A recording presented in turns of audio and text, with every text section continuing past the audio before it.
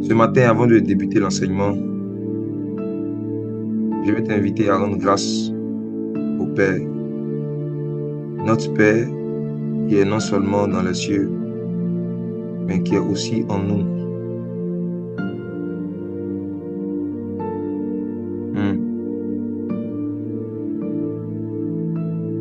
L'une des vérités les plus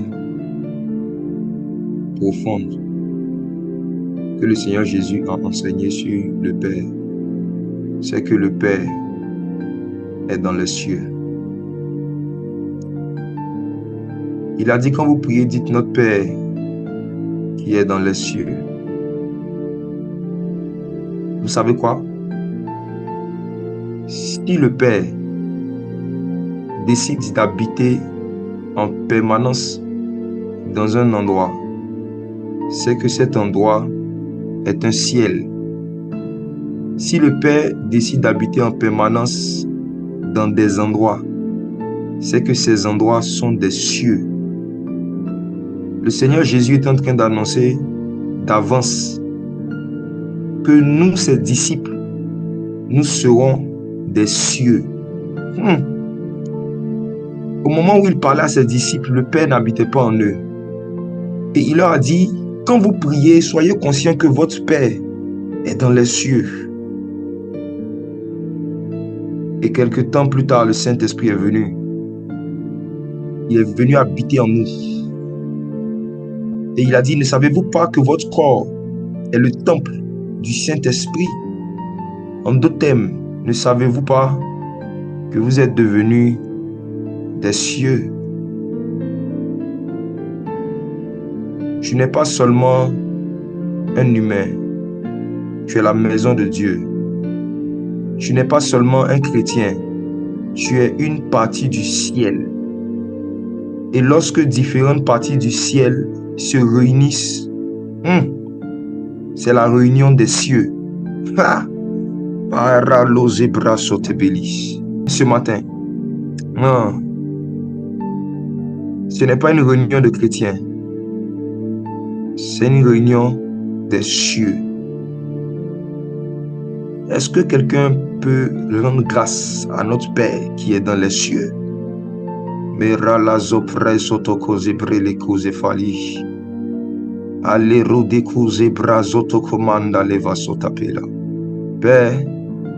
merci d'avoir choisi notre corps pour en faire ton temple, ta maison, ton ciel. Les cieux des cieux ne peuvent te contenir. Mais il t'a plu de nous former un esprit qui a pu te contenir. Tu habites dans notre esprit.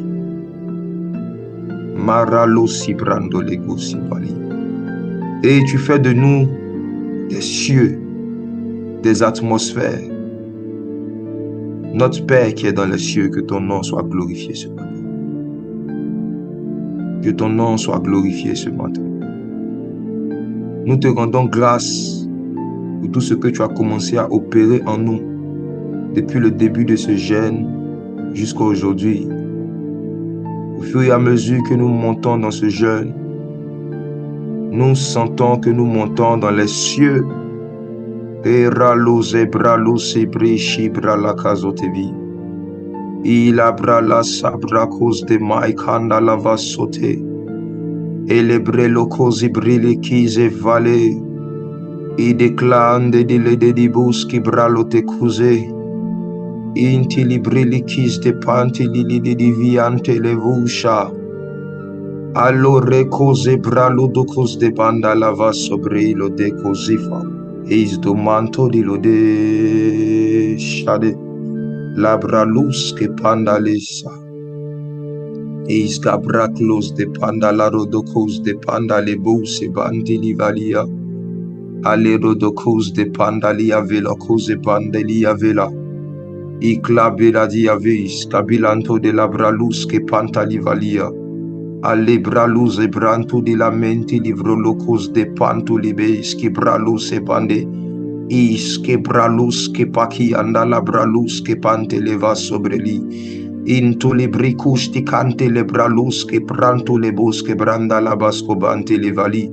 Arode close de pandalero de Kuzevali. Ah. Sarado de close de pantali dadia. Ce matin, je t'invite à prendre ta Bible avec moi. Nous allons parcourir les Écritures, les raisons profondes pour lesquelles Dieu veut que tu jeûnes. Ésaïe chapitre 58.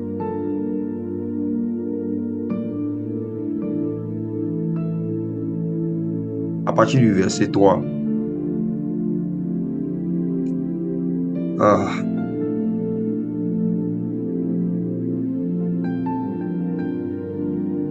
Ésaïe chapitre 58 à partir du verset 3.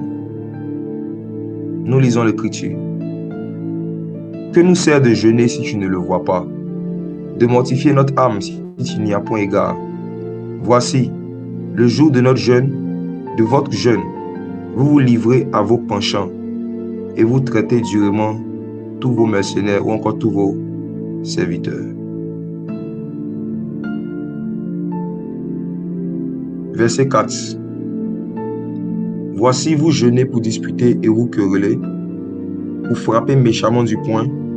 Vous ne jeûnez pas comme le veut ce jour pour que votre voix soit entendue en haut. Je veux que nous restons sur le verset 4 d'Ésaïe chapitre 58. Et par la grâce du Seigneur, qu'on laisse l'esprit de sagesse et de révélation nous faire voir dans ce verset une dizaine de vérités profondes.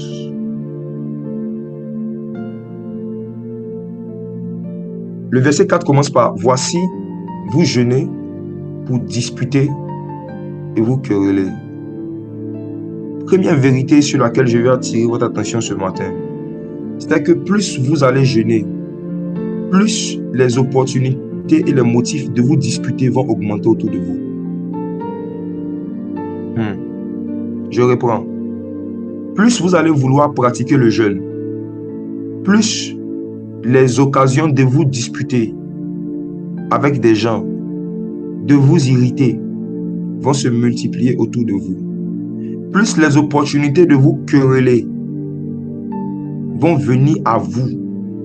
Quand vous jeûnez, vous devez être conscient que Satan va tout faire pour créer une colère, une dispute et des querelles entre vous et des personnes.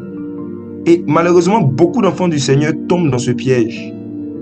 Pendant leur période de jeûne ou avant la période de jeûne, lorsqu'ils décident par exemple de commencer à jeûner la semaine prochaine, ils ne sont pas vigilants sur les comportements que certains de leurs proches vont commencer à avoir avec eux à l'approche de cette période ou pendant la période.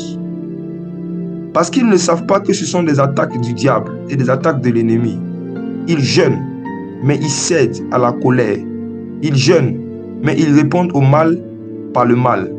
Ils jeûnent, mais ils rentrent dans des querelles et dans des discussions, dans des disputes avec des personnes.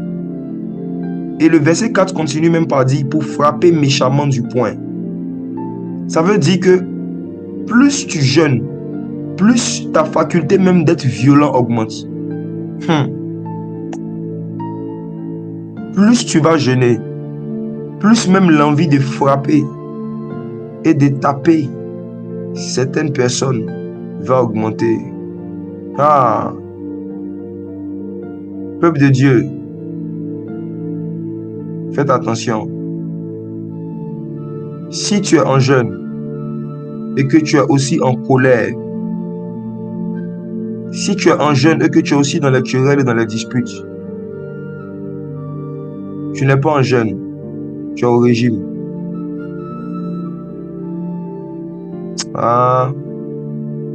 Je rembobine.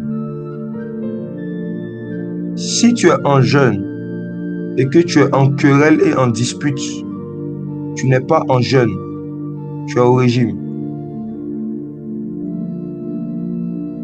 Je rembobine une troisième fois. Je dis que si tu es en jeûne et que tu es aussi en querelle et en dispute, Tu n'es plus un jeûne. Tu es au régime. Ce matin, j'aimerais que tu prennes le temps pendant que tu écoutes la parole de réfléchir pendant quelques secondes. Je suis en jeûne, c'est vrai, mais est-ce que actuellement je ne suis pas en dispute avec quelqu'un? Il y a des personnes, vous êtes en jeûne, mais vous ne parlez pas avec votre mari. Vous êtes en jeûne, mais vous ne parlez pas avec votre femme. Vous n'êtes plus en jeûne, vous êtes au régime. Choisissez, soit je jeûne, soit je fais un régime. Si vous décidez de jeûner, vous décidez de pardonner. Si vous décidez de jeûner, c'est que vous décidez de partir vous réconcilier. Il n'y a pas de blague dans ce domaine. Il n'y a pas de compromis dans ce domaine. Parce que le but du jeûne, c'est de détruire l'ego. Ouais. Est-ce que tu peux lire Matthieu chapitre 5, le verset 24? Je reprends encore ma phrase. Si tu es en jeûne et que tu es en dispute ou tu es en querelle, tu n'es pas en jeûne, tu es en régime. Et Dieu ne veut pas que tu fasses un régime, il veut que tu fasses un jeûne. Tu vas lire avec moi Matthieu chapitre 5, à partir du verset 23. On va lire à partir du verset 23. Que dit l'Écriture? Si donc tu présentes ton offrande à l'autel et que là tu te souviennes que ton frère a quelque chose contre toi, laisse là ton offrande devant l'autel. Va d'abord te réconcilier avec ton frère, puis viens présenter ton offrande. Ouais, voici l'un des passages de la parole que la plupart des croyants ne pratiquent pas. Le jeûne est une offrande. Décider de jeûner, c'est décider d'offrir son petit déjeuner, son déjeuner à Jésus. C'est décider d'offrir ses repas à Jésus pendant quelques heures. Mais que dit l'Écriture? Le Seigneur dit que si tu veux donner une offrande à lui, Jésus, mais que tu te souviennes que tu es en querelle, en dispute, et que quelqu'un a quelque chose contre toi, laisse ton offrande. Ah. En d'autres termes, en d'autres termes, en d'autres termes, en d'autres termes, en d'autres termes, laisse ton jeûne. Ah, Jésus. Si tu n'es pas prêt à laisser ta rancune, laisse ton jeûne. Si tu n'es pas prêt à laisser ton ego, laisse ton jeûne. Laisse ton offrande. Si tu n'es pas prêt à laisser tomber la dispute, si tu n'es pas prêt à laisser tomber ce qui a causé la querelle et la dispute, laisse ton jeûne. Laisse ton jeûne. Ah, laisse ton jeûne. Vous savez, nous sommes dans un royaume où c'est les plus forts qui vont vers les plus faibles. Quand Dieu et Adam étaient en dispute, quand Adam a péché, ce n'est pas Adam qui est allé vers Dieu. C'est Dieu qui est allé vers Adam dans le jardin d'Éden. Quand Caïn a péché, ce n'est pas Caïn qui est allé vers Dieu. C'est Dieu qui est venu vers Caïn. Dans tout l'Ancien Testament, quand Israël péchait, c'est Dieu qui venait vers Israël. C'est Dieu qui envoyait les prophètes. C'est Dieu qui venait vers eux pour chercher la réconciliation.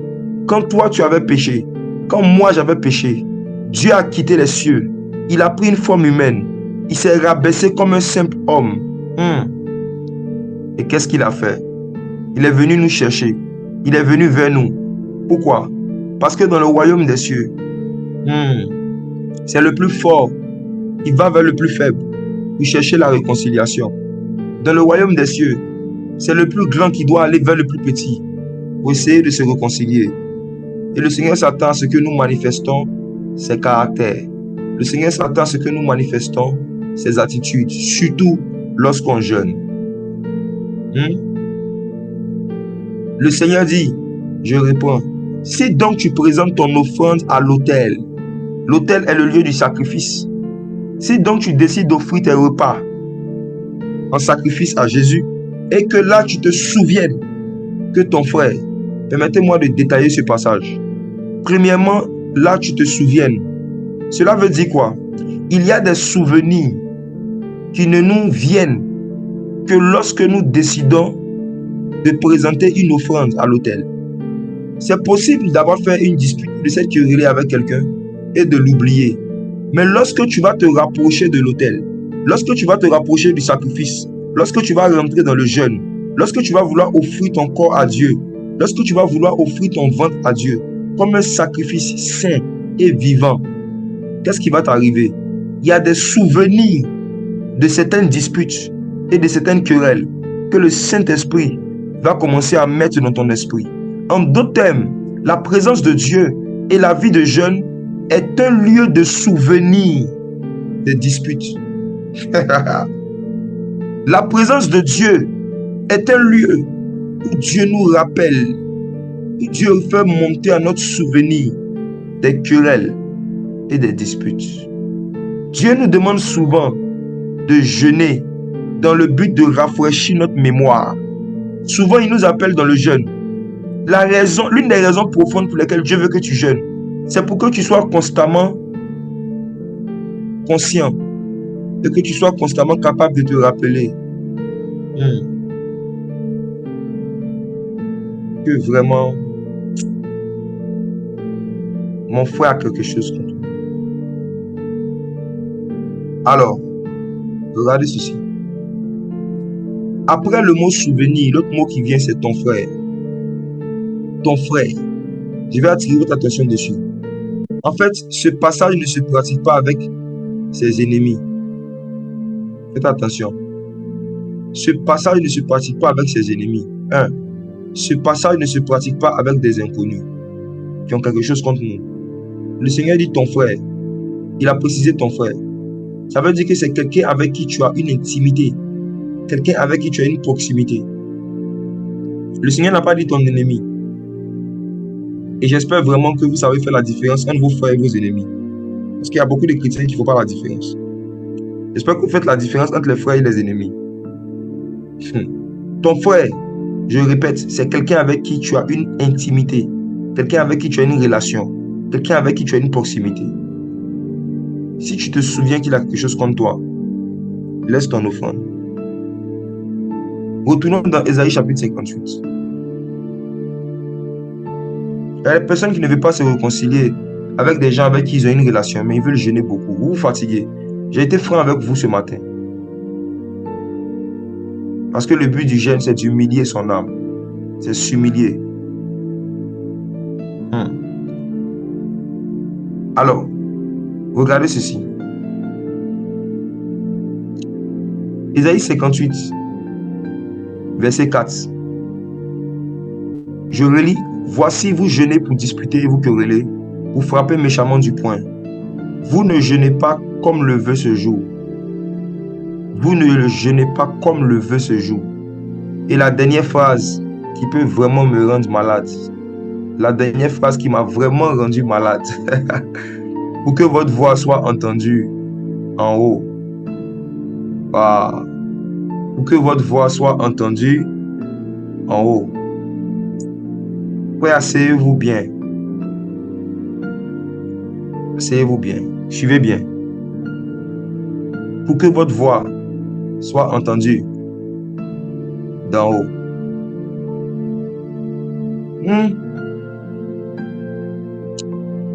Chaque enfant de Dieu a deux voix. Il y a ta voix d'en bas et ta voix en haut. Quand tu parles, quand tu pries, il y a le son de ta voix physique. Il y a la voix qui sort de ton corps. Et il y a la voix de ton esprit. Ton corps a une voix. Et ton esprit a une voix. Maintenant, voici la réalité. C'est que lorsque tu nais de nouveau, selon les Écritures, ton corps physique est toujours sur la terre.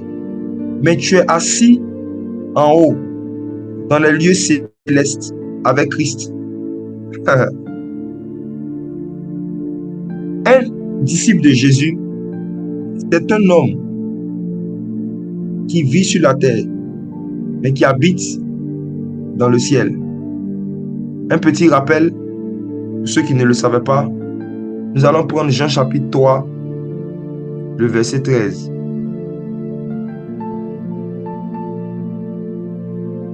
Il y a ta voix physique, il y a ta voix spirituelle. Il y a quelque chose de très puissant ici. Regardez, Jean chapitre 3, verset 13. Il est écrit, personne n'est monté au ciel, si ce n'est celui qui est descendu du ciel, le Fils de l'homme qui est dans le ciel. Ce que le Seigneur Jésus a dit, c'est que le Fils de l'homme qui marche sur la terre, qui est sur la terre, est dans le ciel. Personne n'est monté au ciel, si ce n'est celui qui est descendu du ciel, le Fils de l'homme qui est dans le ciel. Le Fils de l'homme qui est dans le ciel. Pendant que physiquement le Seigneur Jésus parlait avec eux, il était en train de leur dire qu'il était dans le ciel. Et toi aussi aujourd'hui, si tu es un fils de l'homme, si tu es un disciple de Jésus, physiquement tu es sur la terre, mais la Bible dit que nous sommes assis dans les lieux célestes avec Christ. Tu es dans le ciel. Maintenant, la question que tu dois te poser, tu es en haut. Tu es en haut. Mais est-ce que ta voix est entendue en haut? Est-ce que ta voix est entendue en haut? Ce n'est pas parce que tu pries en criant sur la terre que ta voix est entendue en haut. Je vais dire quelque chose. En fait, lorsque nous prions, ce n'est pas la voix de notre corps physique que Dieu écoute. Parce que Dieu n'est pas un corps, Dieu est esprit. Et un esprit écoute la voix des esprits. Et de la même façon que sur la terre, tu peux augmenter le volume de ta voix physique, comme tu peux parler à voix basse. C'est possible dans le monde spirituel d'amplifier ou d'augmenter le son de la voix de ton esprit pour que ta voix soit entendue en haut. Et le jeûne est un amplificateur du son de la voix de notre esprit qui est dans le ciel. Je réponds. Dieu nous a donné le ciel comme un amplificateur du son de notre voix qui est en haut. Donc quand Dieu te dit de jeûner, c'est pour que ta voix soit entendue en haut. En fait, jeûner, c'est augmenter le volume de la voix de son esprit. Vous allez remarquer que, je ne sais pas si vous avez remarqué, ceux qui étaient là peut-être à la dernière veillée et à l'avant-dernière veillée au niveau d'Abidjan, ceux peut-être qui m'ont déjà vu exercer la délivrance, vous allez voir que parfois je ne parle pas beaucoup, je ne crie pas beaucoup, parfois même je contre juste, je donne des ultimatums aux démons. J'aime bien jouer à ce jeu avec eux. Je leur donne des ultimatums, je leur dis, je vous donne quelques secondes et vous voyez que les démons et les esprits commencent à s'agiter dans tous les sens. Ils commencent à sortir des corps, ils agitent les gens avec violence. Et pendant qu'ils sont extrêmement violents, moi, je suis extrêmement calme. Qui a déjà remarqué cela? Que parfois, je ne conjure pas beaucoup. À la dernière veillée qui se rappelle de la scène, j'ai dit, pendant que beaucoup de démons manifestaient dans toute la salle, il y avait une foule, on était plus de 1000, 1300, 1400 personnes. J'ai dit, ne chassez pas les démons, ne courez pas. Ne criez pas, regardez-les, aimez-les. Et les démons ont commencé à sortir. Ok. Mes frères et sœurs, regardez ceci. Qu'est-ce qui provoque, déclenche ce genre d'autorité sur les démons? C'est parce que j'ai compris quelque chose. Qu'est-ce qui provoque, comment on grandit dans ce genre d'autorité, dans ce genre de puissance sur les démons, où tu n'as pas besoin de crier beaucoup, tu n'as pas besoin forcément de conjuguer pendant longtemps, mais tu peux juste donner des ultimatums, tu peux juste donner des ordres, tu peux juste commander, et il commence à s'agiter puis à quitter le corps. C'est le volume de ta voix spirituelle. C'est le volume de ta voix en haut. C'est le son de ta voix en haut. En fait, comprenez ça, les démons sont spirituels. Donc, ce n'est pas la voix de notre corps physique qui les chasse, c'est la voix de notre esprit. Et dans le monde physique, tu peux juste dire à un démon, sors, doucement comme ça. Mais dans le monde spirituel, le démon entend, sors. Il entend ce que vous entendez avec votre voix physique. En fait, ce n'est pas ce que le démon entend. Le démon entend la voix d'en haut.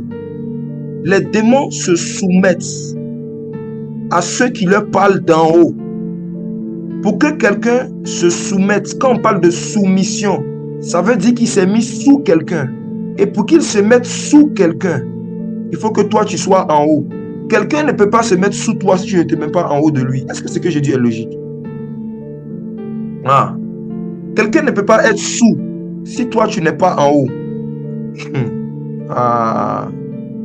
Et l'une des méthodes, l'un des moyens que Dieu a donné à l'Église, à ses disciples, pour que leur voix soit entendue en haut, c'est le jeûne.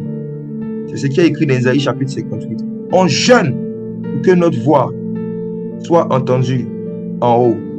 Et les démons n'obéissent pas aux ordres qui viennent de la terre. Les démons obéissent aux ordres qui viennent d'en haut. Il y a beaucoup de gens qui crient quand ils font les délivrances et qui prient vraiment avec force, c'est bien.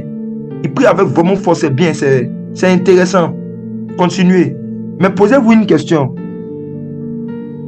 Est-ce que le volume de votre voix physique, est-ce que le volume de votre voix physique est semblable au volume de votre voix dans le monde spirituel?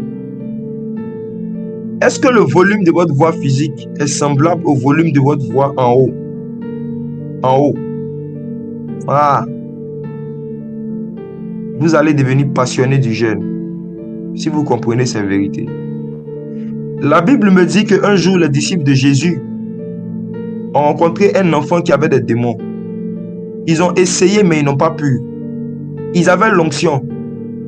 Ils avaient la puissance. La Bible dit dans Matthieu chapitre 10 que le Seigneur Jésus leur avait donné une autorité et une puissance sur tous les esprits impurs. Sur tous les esprits impurs. Est-ce que vous voyez? Mais ils sont arrivés devant un type de démon. Ils sont arrivés devant un type d'esprit impur qu'ils n'ont pas pu chasser. Et ma Bible me dit qu'ils ont demandé à Jésus, pourquoi n'avons-nous pas pu chasser ce démon? Pourtant nous avons l'onction. Pourquoi est-ce qu'on n'a pas pu chasser ce démon? Pourquoi on n'a pas pu chasser ce démon? Pourtant nous avons l'onction. Pourquoi est-ce qu'on n'a pas pu chasser? Pourquoi ce démon n'a pas été soumis à notre autorité? Pourtant, Dieu nous a donné la puissance. Voici, Jésus leur avait donné la puissance, mais ne leur avait pas donné le jeûne. C'est comme quelqu'un qui te donne une télévision, mais il ne te donne pas la télécommande pour amplifier le volume. Hey! Hey! Jésus leur avait donné l'onction, mais il ne leur avait pas donné le jeûne. Conséquence. Lorsqu'ils étaient devant les démons, il y a certains types de démons qui ne sortent que par le jeûne et la prière, qu'ils ne pouvaient pas chasser. Et le Seigneur leur a dit, en fait, c'est parce que ce type de démons ne sortent pas par les cris, ils ne sortent même pas par l'onction, ils sortent par le jeûne. En fait, Jésus dit, en fait, ce type de démons, ils ne se soumettent qu'aux personnes dont la voix sonne en haut. Ce type de démon, ce type de démon ne sont sensibles seulement à l'autorité que des personnes qui ont pris le temps d'amplifier le volume de leur voix en haut. En haut. Jeûner, c'est aller en haut pour augmenter le volume de sa voix. Jeûner, c'est monter en haut. C'est monter en haut pour amplifier le volume de sa voix en haut. De sorte que lorsqu'on vient en bas, lorsqu'on vient sur la terre, On peut juste chuchoter. Ça. Mais l'écho de cette simple phrase dans le monde des esprits est terrible. Hey.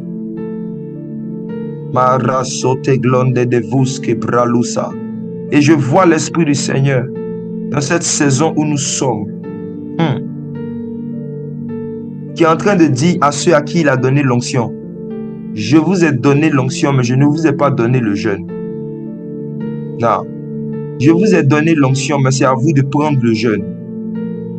Jésus donne l'onction et l'Église doit prendre le jeûne. Ah, Jésus, je reprends, je rembobine. Jésus donne l'onction et toi, tu dois prendre le jeûne. C'est comme s'il t'a donné la télé. Toi, tu dois prendre la télécommande. C'est ton devoir. Prendre un temps de jeûne, c'est prendre un temps pour monter en haut, pour amplifier le volume de sa voix, pour que ta voix soit entendue en haut. Yes. J'avance. J'espère que quelqu'un est édifié ce matin. Allons dans Ésaïe chapitre 58. On va continuer la lecture. Mais je relis une dernière fois le verset 4. Voici, vous jeûnez pour disputer et vous querellez, pour frapper méchamment du poing. Vous ne jeûnez pas comme le veut ce jour, pour que votre voix soit entendue en haut. Dorénavant, tu sais ce que tu dois faire pour que ta voix soit entendue en haut. Verset 5. Est-ce là le jeûne auquel je prends plaisir, un jour où l'homme humilie son âme, courber la tête comme un jonc et se coucher sur le sac et la cendre? Est-ce là que tu appelleras le jeûne, un jour agréable à l'Éternel? Le Seigneur dit au verset 5 aussi que le jeûne est un jour où l'homme humilie son âme, pas son corps. Vous savez, à l'époque, quand les gens jeûnaient, ils humiliaient leur âme et leur corps. Ils prenaient un morceau de bois, ils prenaient un sac sale et ils mettaient sur eux. Mais dans la nouvelle alliance, je vous rappelle que le Seigneur Jésus a dit,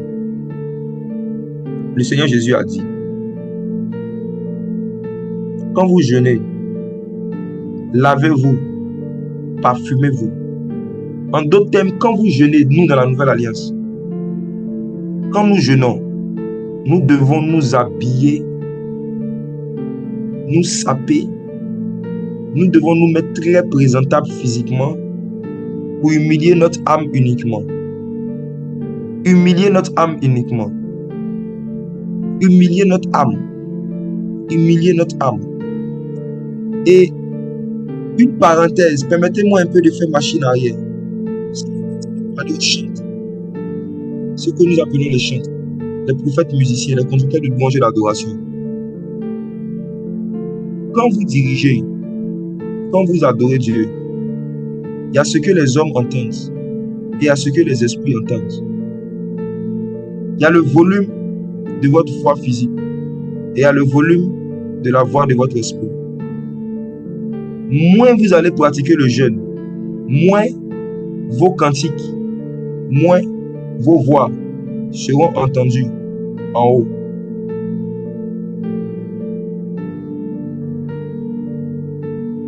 Il faut que vous appreniez à amplifier le volume de votre voix spirituelle par la pratique régulière du jeûne pour que votre voix soit entendue en haut. Daniel Branham, que la plupart d'entre vous connaissez,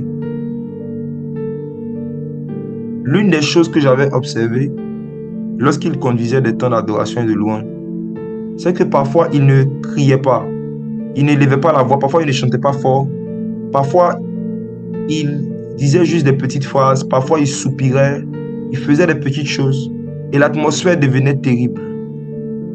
Et quand j'ai commencé à le côtoyer de près, notamment quand je devais aller au Congo par rapport à Doxa, je me suis rendu compte que c'est quelqu'un qui jeûne beaucoup et qui va souvent en retraite. Et j'ai compris pourquoi est-ce que sa voix est entendue en haut. Un chanteur qui ne jeûne pas régulièrement, un chanteur qui est capable de faire 2 mois, 3 mois, 4 mois sans aller en retraite personnelle, va devenir un chanteur. Je rembobine.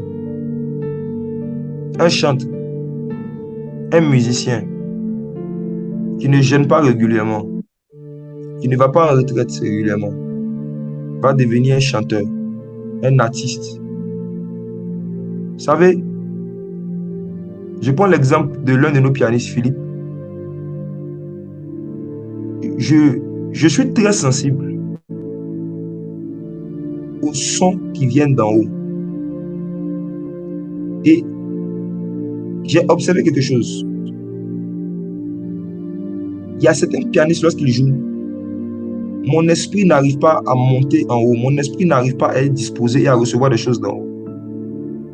Mais certains pianistes comme Philippe, Sostène et d'autres, lorsqu'ils jouent, je n'entends pas des mélodies. J'entends des manteaux. Il y a ceux qui jouent avec le piano. Mais Philippe ne joue pas avec son piano. Philippe joue avec son manteau. Les manteaux ont des sons dans le monde des esprits.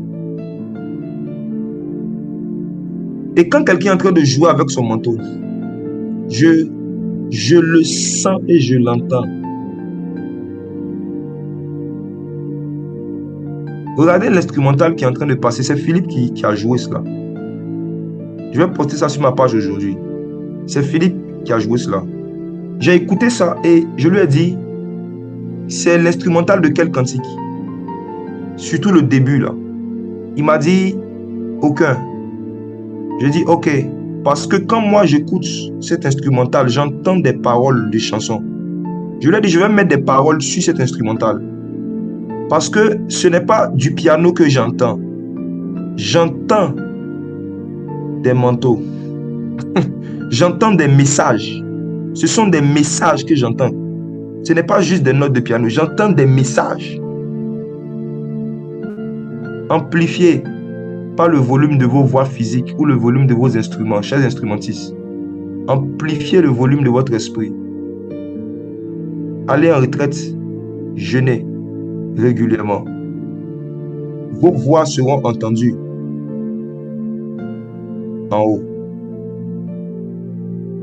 Je vais avancer dans Ésaïe chapitre 58. Verset 6.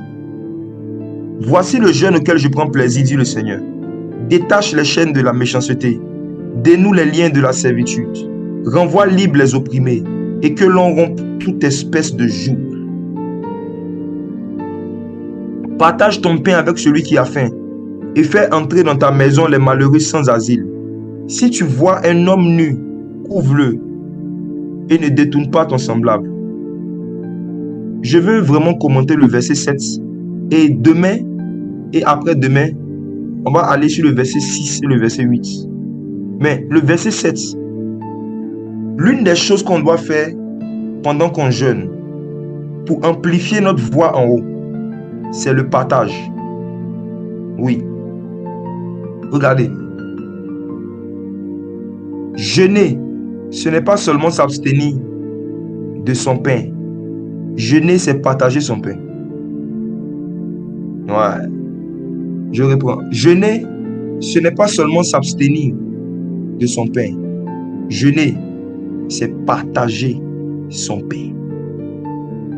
Jeûner, ce n'est pas seulement s'abstenir de dépenser dans le petit déjeuner et dans le déjeuner, mais c'est utiliser cet argent qu'on aurait pris pour acheter la nourriture pour nous-mêmes, pour pouvoir le donner à quelqu'un qui en a besoin.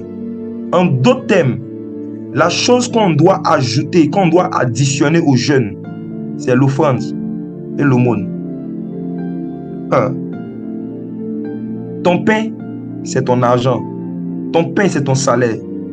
Et le Seigneur dit, quand tu jeûnes, ne te contente pas de te priver de ton pain. Il faut le partager.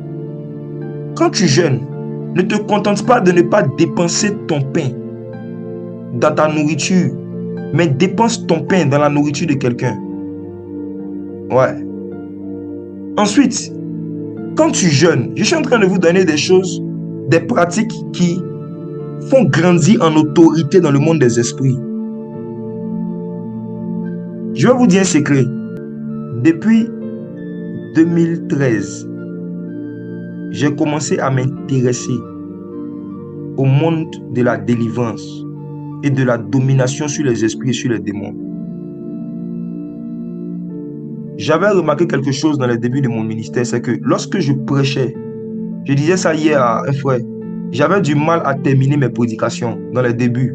Parce que à chaque fois, pendant que je commençais à prêcher ou à expliquer les Écritures, tous ceux qui avaient des démons et qui m'écoutaient manifestaient des esprits. Les démons s'agitaient dans les corps pendant que j'enseignais les Écritures. Ça arrivait très régulièrement. Au point où, quand je devais prêcher, j'étais stressé, je courais, je parlais vite, parce que j'avais peur de ne pas avoir le temps de pouvoir terminer ce que je voulais dire. Parce que les démons allaient commencer à s'agiter. Et je pensais dans les débuts de mon ministère que, en fait, le fait que je prêche et que les démons manifestent, c'est parce que j'avais une trop grande autorité sur les démons. Des années après, j'ai vu que non, c'était tout le contraire. Écoutez bien ce que je vais vous expliquer. C'est parce que mon autorité sur les démons était faible que lorsque je prêchais, les démons s'agitaient et m'empêchaient de continuer ma prédication. Écoutez ceci.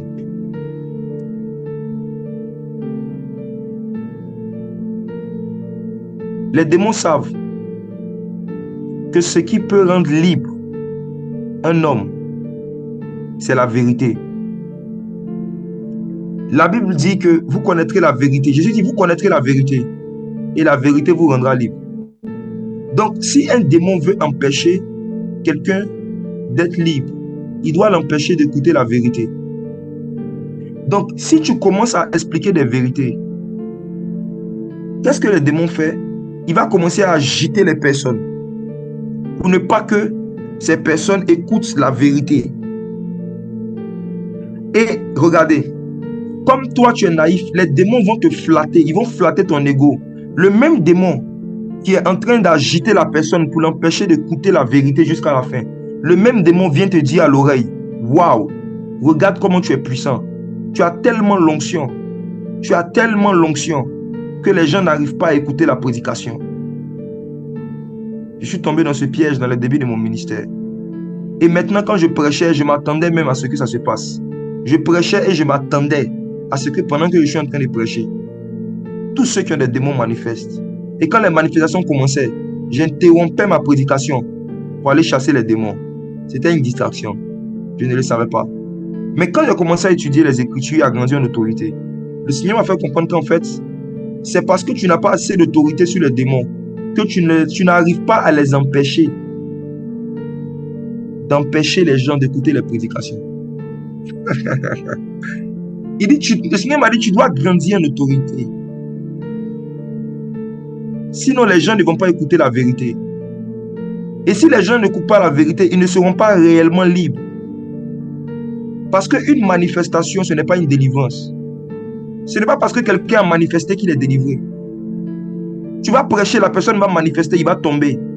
Mais quand il va se lever, le prochain programme, la prochaine prédication, la même personne va encore manifester. La même personne va encore tomber. Et une semaine après, la même personne va encore manifester. La même personne va encore tomber. C'est ce qui prouve que tu n'as pas d'autorité. Parce qu'en fait, tu n'arrives pas à régler le problème de la personne une fois pour toutes. Ne pensez pas que lorsqu'un homme de Dieu prie et que ce soit toujours les mêmes personnes qui sont délivrées, il a de l'autorité. Au contraire. Si c'est les mêmes personnes qui sont toujours délivrées des mêmes démons, c'est la preuve qu'il fait ce qu'on appelle en Côte d'Ivoire un travail bêla, travail inutile. C'est la preuve que les gens ne sont pas réellement libres. Il y a certains prédicateurs, si dans leur assemblée, tout le monde est vraiment délivré des démons, ils n'auront plus de message à prêcher. Tout leur message s'articule autour de chasser les démons. Donc, si tout le monde est délivré, ils vont prêcher sur quoi? Donc, pour pouvoir entretenir leur auditoire, il faut qu'ils maintiennent un certain nombre de personnes dans la possession pour toujours donner l'illusion à leurs auditeurs qu'ils ont l'onction. Le Seigneur m'a dit, le plus haut niveau d'autorité que tu vas atteindre, c'est lorsque tu seras capable de prêcher la parole et de ne pas permettre aux démons d'interrompre ta prédication avant la fin de la prédication. Ouais. Ils vont sortir après. pas pendant que tu es en train de parler. Ah. Tu vas leur demander d'attendre que la personne entende d'abord la vérité avant d'interrompre le culte. Et quand le Seigneur m'a dit ça, j'ai dit, Seigneur, comment grandir dans cette autorité? Et il m'a dit ce que je m'apprête à vous dire. Je vais terminer avec ça, suivez bien. Ésaïe chapitre 58, verset 7. Le Seigneur m'a dit, partage ton pain avec celui qui a faim. Fais entrer dans ta maison le malheureux sans asile. Si tu vois un homme nu, couvre-le. Ne te détourne pas de ton semblable. Alors, ta lumière poindra comme l'aurore. Alors, ton autorité spirituelle va augmenter. Hey! Regardez. Pour que ta lumière puisse poindre comme l'aurore, ou pour que ta puissance, ton autorité spirituelle augmente, voici ce que tu dois pratiquer régulièrement. 1. Avoir l'habitude de partager. 2. Investir tes moyens que tu as dans le fait de donner une maison, dans le fait de pouvoir construire un lieu ou de pouvoir avoir un lieu pour des personnes qui ont besoin d'une maison. Les malheureux sans asile. Les malheureux sans asile, les malheureux sans asile, je vais parler un peu d'eux. Et puis peut-être que demain, je vais parler de l'homme nu, toutes ces personnes. Investir, avoir l'habitude de partager ses vêtements. Je vais parler de ça après. Vous allez voir que pour grandir dans l'autorité spirituelle, c'est vraiment pas prier pendant 8 heures par jour, 7 heures par jour. C'est pas ça. Ce n'est pas ça. Je ne suis pas le gars qui prie le plus. Je connais des gars qui prient plus que moi. Mais dans la pratique, si on se met sur le terrain de la délivrance, quand on prend le micro, on se met devant les esprits, on n'a pas le même poids. Ce n'est pas une affaire de longue prière, c'est une affaire de longue charité. Regardez. Il fait entrer dans ta maison le malheureux sans asile. Il y a différents types de malheureux sans asile. Je vais parler d'un type de malheureux sans asile. Les enfants autistes, les enfants aveugles, les enfants qui ont un handicap psychomoteur, les lépreux. Écoutez bien ce que je vais expliquer.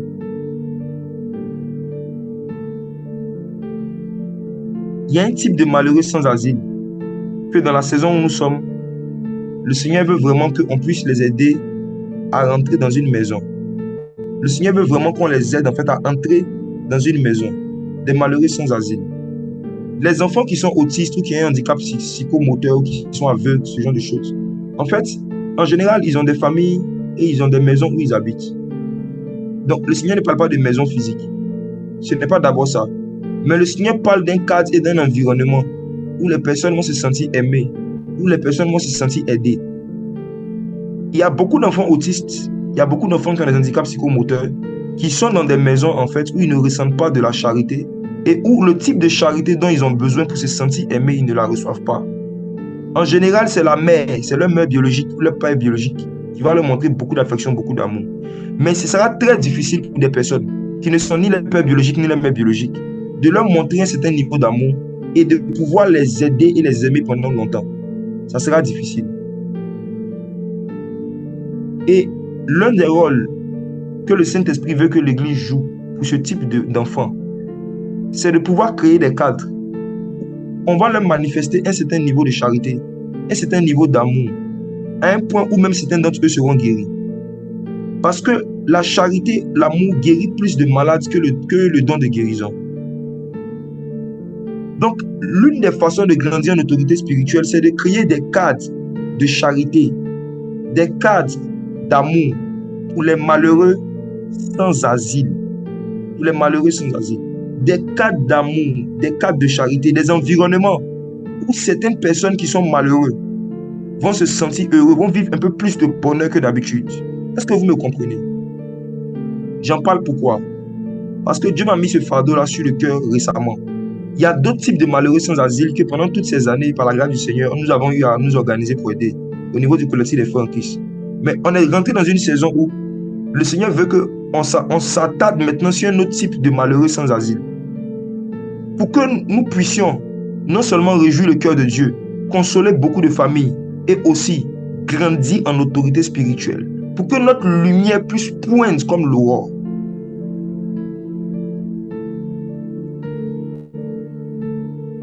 J'ai annoncé cela aux gens au niveau de notre église il y a quelques jours.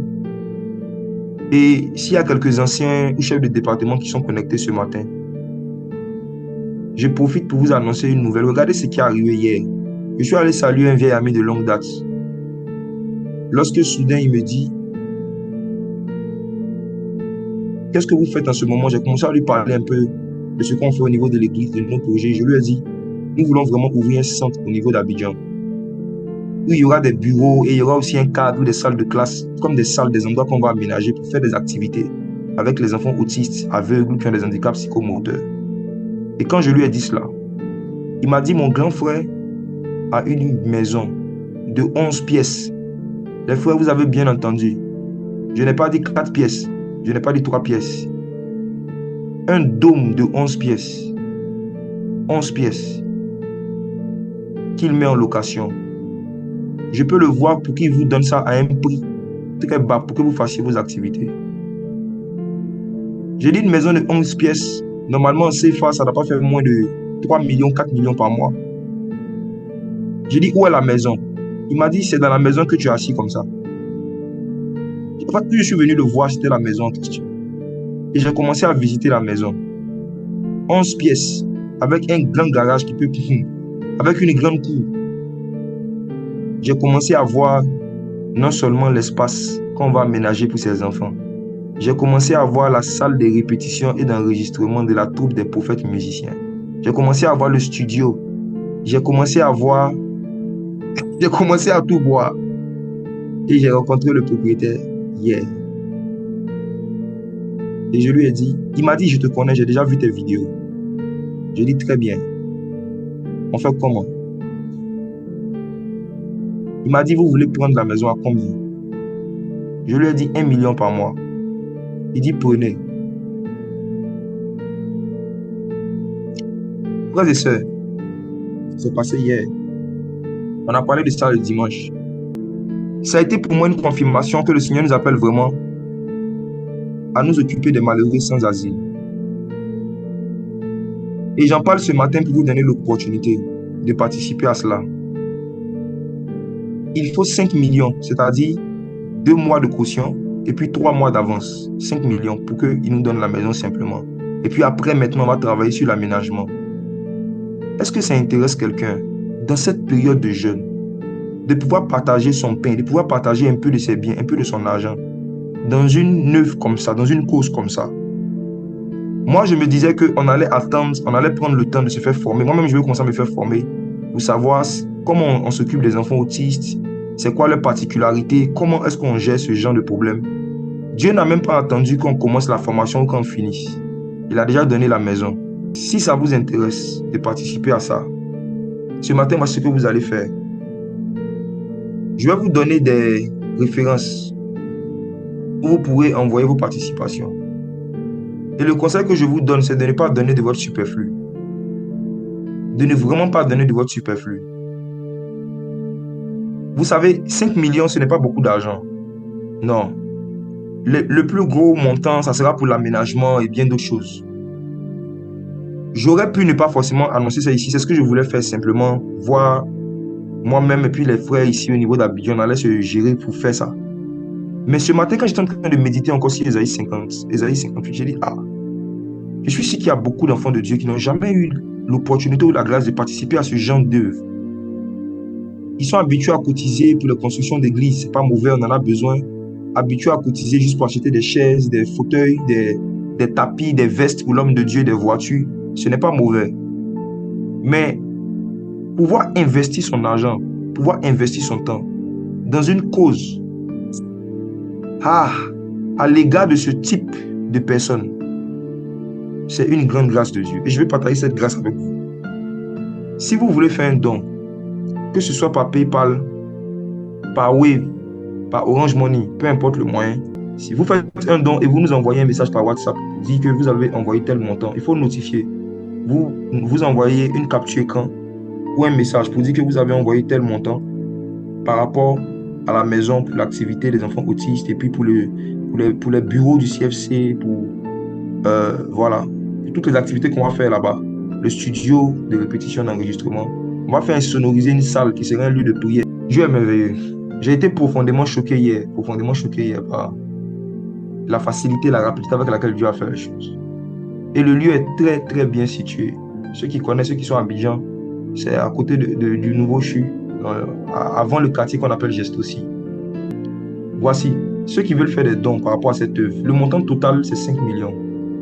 Si Dieu vous met à cœur de donner 500 000, vous met à cœur de donner 100 000 francs, si vous avez même 10 000 francs, 5 000 francs, si Dieu vous met à cœur même de donner 1 million, dans une période de jeûne, ne retenez pas votre libéralité. Dans une période de jeûne, faites des sacrifices. Partagez votre pain, partagez votre argent avec des gens qui en auront besoin. Ce lieu va servir aussi de lieu de distribution de nourriture. C'est clair. Pour les démunis, comme on a l'habitude de le faire. Le Seigneur m'a parlé hier, c'était extraordinaire quand je suis parti de là-bas. Que Dieu vous bénisse. Que Dieu vous bénisse abondamment. Bonne journée. Au revoir.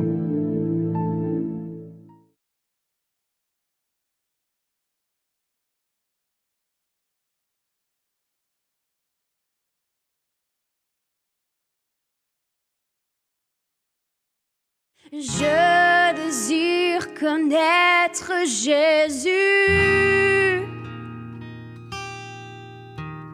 Je désire connaître Jésus.